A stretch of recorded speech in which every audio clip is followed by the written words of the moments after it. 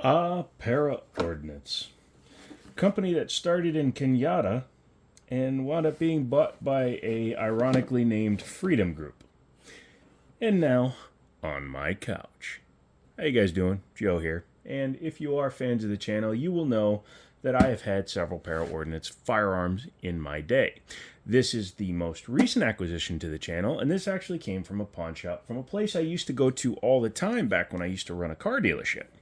And I started going back out there because I was dropping off one of my guns to get recoded, and it was sitting on the damn shelf. I've actually picked up a couple of guns from these guys because they are super reasonable. I haven't asked if I can name them yet, so I'm not going to. Plus, screw you, my deals. Anywho, this is the Para Ordnance, and it's one that I've actually lusted after. So I've had the Ducks Unlimited Para Ordnance Commander. Got rid of it because, number one, my buddy who owns a game store wanted it for his wife. And number two, I'm not a big fan of Commander size 45s. And number three, I've had the Para Expert as well as a double stack Para Ordnance Canadian build. This one I thought was a Canadian import, but it just turns out their laser etching is kind of shit. So, anywho, looking in the box, it came in its original box, no paperwork. I'm going to have to find that online. But what we have here, with a couple of my add-ons to it, is the Para Ordnance, or Para 1911 Black Ops. Now, this is a pretty cool piece, and again, it's one I've been after for a little while, and I'm happy I have it. Normally, the box would come with a bushing tool, spare mag, and then the mag that they come with. I have the original Para mag, however, I've added, again, a couple of things to it, so the original Para mags don't work. I'm going to put one of the mags back in here, and then just kind of keep it with the gun. But let's go ahead and move this out of the way, and we will kind of go into this. So Para Ordnance started in Canada. It came to the United States, and then Freedom Group, back in 2012, I believe it is, wound up buying them and started selling them. And then in 2016, Para Ordnance was discontinued by Freedom Group because they're a bunch of money-grubbing a-holes. They recently went bankrupt, so, you know, I can speak ill of the dead if I wish. But they destroyed the Para Ordnance line and eventually had it absorbed into Remington after 2016, where it was sold as the R1 Enhanced. You could get a Remington R1 before then, but the R1 Enhanced were all literally Para Ordnance. If you look at the old LPA sights on first generation R1 Enhances, they actually say Para Ordnance on them still. This one's had a few upgrades over its life. We will talk about those as we dive into it. Most obviously, this is a rail gun, which is kind of cool. You don't see railed 1911s every day unless you see like a Colt CQB, a couple of the TPR operators, things like that. This gun, when it was brand new, sold for about $1,300. It hasn't lost a lot of value over the years. However, they're not as well known as they used to be, so their prices have dipped a little bit. This one you can usually find on Gunbroker in the $900 to $1,200 range, depending on completeness. This one came with a really crappy set of grips on it. Whoever owned it before put like some rubberized grips on it. I actually swapped these grips off of my Kimber Lightweight Custom, and I have another set coming for the Kimber, so these are going to stay on here. I also added a Wilson Combat Magwell as well as the Wilson Combat Extended Slide Release from my Auto Ordnance. Sure it's clear, because this one is a GI style gun. Just happens to have a set of Glock night sights fitted to it, and I've been looking for a standard slide lock slide release that would fit with the gun. I went back to the wood grips. It still has its raised mainspring housing. So yeah, this gun is as close to original as it can be, although it has a mag release that it shouldn't because it just holds the mag, which is not uncommon, but it doesn't really fit with the gun. But since it has anachronistic night sights on it, I'm fine with it having a different mag release. But that's a gun for another day. Oh, by the way, you can obviously see this is an A1 clone. You can see all the differences between a old GI and a new, like, SOCOM style. So finished all in black. This one has some nice, honest wear. You can see some shininess in the finish. So this thing spent a lot of time in a holster, probably a Kydex one. I did have my TLR 1 on here, but I took it off just for the purposes of the video. No front strap checkering, but I'll do the same thing I did with my Kimber. I have some Talon's grip tape coming, and I'll just put that on there. For those of you that don't know how to properly apply Talon grip tape, you actually have to heat it up in order to get it to adhere to the surface. So keep that in mind. Has an enhanced beaver tail right out of the factory. Not 100% sure that this is the original trigger. A lot of the Para Ordnance Blac Ops that I saw when I was doing my research have a 3-hole trigger that's actually polymer. This is metal. The back strap is metal, so that's obviously been changed. The extractor, you can see, has definitely been changed. So all of that's been changed. These are Trijicon night sights, and they're very faint, but they still work. So these are probably not original to the gun either. All kind of things that people would look at it and go, but I look at it and go, I don't care. These are low profile grips as opposed to standard width grips. You can see they not quite as wide, which is what I want because I like the way this thing fits in my hand. And again, I went with the Wilson Combat Magwell as well as the Wilson Combat Extended Release. So all in all, it's kind of set up how I always imagined one. Now, the Blac Ops name, I've heard that a long time ago, and I was like, ooh, that's really cool. And then I saw it was a railgun, and I'm like, ooh, that's really cool, because they actually licensed this gun to airsoft manufacturers. So you used to be able to get a 6mm BB version of this gun. So this one is a full-length guide rod. It has the match-grade barrel. That really doesn't mean anything. It just means that they're better quality barrels. The rifling is very strong in it. The hammer, it's kind of different. You don't see like that inset style on that very often. That's definitely a MIM part. Got to send a coded message. But yeah, no undercut in the trigger guard, which is fine. Again, the body, the lower part of it's mostly GI, standard height mag release. But you can see something I do to my G10 grips when I get them is I usually cut my thumb groove in there, and I make it as small as possible as necessary in order to be able to hit that release. It's a Ruger mag, but you do have to get certain mags to fit with these magwells, so just keep that in mind if you're going to add a magwell to your gun. They are drop free, so the mechanism inside is just your standard. That's a Shooting Star mag. I like Shooting Star stuff. You'd think I have a couple of mags laying around, huh? But yeah, overall, it's a good looking gun. A little bit of stainless on the end of the bushing is starting to show, but it looks like it was always a blued or blacked finish, which I like. But yeah, this is to me what a 1911 should be. You know, it's very nice, very good quality, very nicely fit. Now, some people will tell you, all of a sudden now I can't. There we go.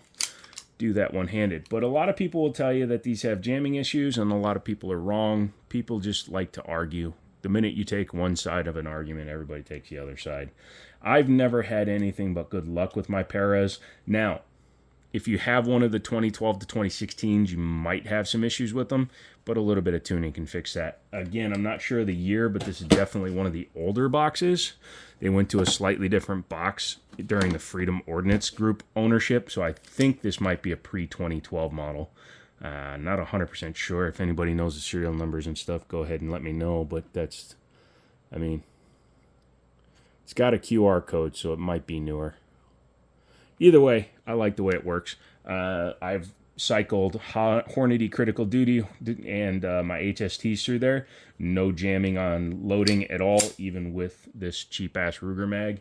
And my Wilson Combat mags obviously help it out even more. Let's talk about the trigger pull on this. It's very nice. It does have an adjustable trigger on it, which I like and I actually prefer because I like to set mine differently. I'm actually going to move it back. It's got a little bit more pull to it than I normally have, but damn, if this thing isn't smooth. Watch this. 3.5 pounds on my scale. Granted, mine's Chinese, but compared it to a lot of my guns, like the Staccato, holy shiz, this thing is nice. The reset is right there. You can hear it more than you can feel it, but I'm okay with that because honestly, I'm a slapper. I come off the trigger when I shoot, and that just partially due to my nerves, but also partially due to the fact that I don't practice precision long-range shooting or anything that requires me to slow fire. Very nice. Front and rear slide serrations. These serrations are way at the front, which is something I don't really expect from these very often. Sorry, I'm at a weird angle. I'm sitting 45 degrees from the camera, so. But yeah, very smooth. I really do like that. Now, you'll see when we take this apart, one thing that Para Ordnance did that probably was for importation rules and whatnot, even though it's technically a Para USA gun, is this is Series 80. I am not a huge fan of Series 80s, but man, this has a great trigger in it, so I will learn to live with it. Ambidextrous safety on it, again, I had to do a little bit of fitting, so I had to modify this grip in order to clear the ambi because these grips were actually on a single-sided Kimber. But yeah, as you can see, I modified that to get those to fit. And yeah, it has, again, a upgraded back strap, which is metal, which I like. And I believe that trigger is upgraded because, man, it feels way better than it has any business doing.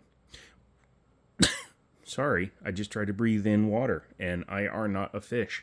What do you say we take her apart? Cool. In order to do that, go ahead and make sure she's clear. I'm going to use the base pad because full-length guide rods are usually a little bit stiffer. Start the bushing over. Make sure to grab that so it doesn't go flying. Pull your spring out. Since it's a full-length guide rod, it's fine to do that now. And the fact that I was able to do that without actually pulling the, putting the safety up, actually says a testament to the gun and my couch. So, like I said, that's an aftermarket slide lock, slide release, but it works 100%. I still like to disassemble it that way. Take your guide rod out, and then you just flip your bushing over, pull your barrel bushing out, and slowly pull your barrel out.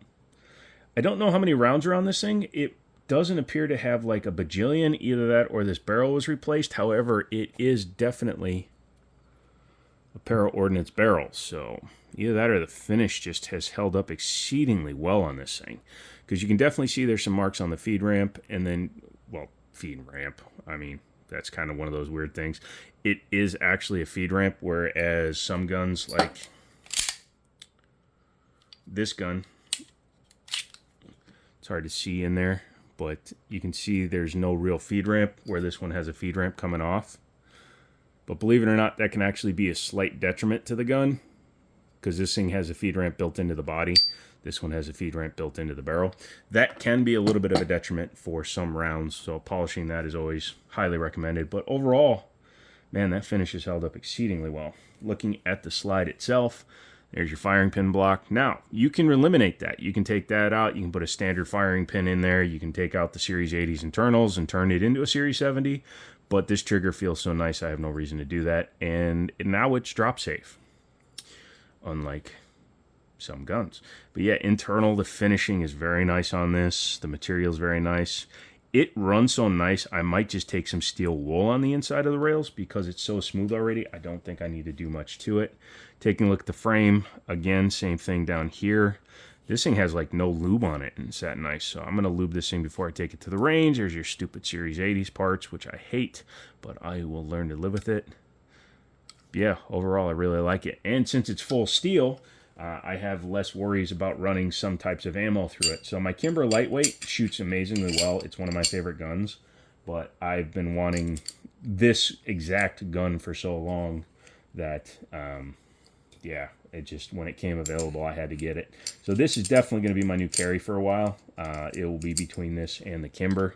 This guy is just going to become wall art, I guess. Although I shoot all my guns, so like and comment for that one. But yeah, let's go ahead and reassemble it.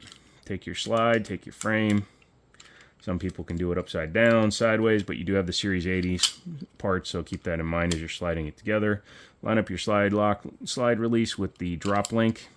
I always like to run the slide back and forth a little bit just to make sure that everything's lining up. Bring it back to the takedown notch. Being careful not to put your idiot mark in it. There we go. It's a little tight, again, being an aftermarket part. Take your spring. You should always make sure which end is which. The closed end is typically the one that goes into the bushing. Yes, so, sorry, flip that around. There you go. Put your bushing in. Make sure the safety's on. Push the plunger in. There we go. And again, base pad just makes it easier.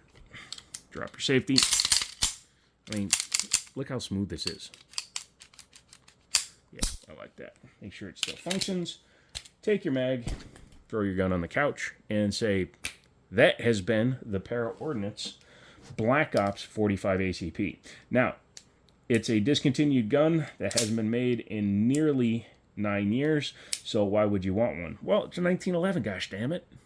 And 1911s are classic, and when you have a rail gun like this, man, it is hard to beat. This thing is, in my opinion, going to be a good gun for the channel. Also, like I said, it seems to have a lot of upgrade parts other than what I've added to it, so we'll have to see how it shoots at the range. I may change out those screws for black ones. They were on my Arctic Lightweight, so we'll see when I get the new screws. That's it. Come back for another one. That is the new 1911, and yes, the Jimmini Show is a 1911 whore. We like our 1911s. And we rock our 1911s. Come back for more 1911 funs and shenaniganery. And maybe we can do some other stuff too, because we also have the Spectre Comp Blackout to take a look at. Love you guys. Come back for another one. And as always, I'll chalk to you later.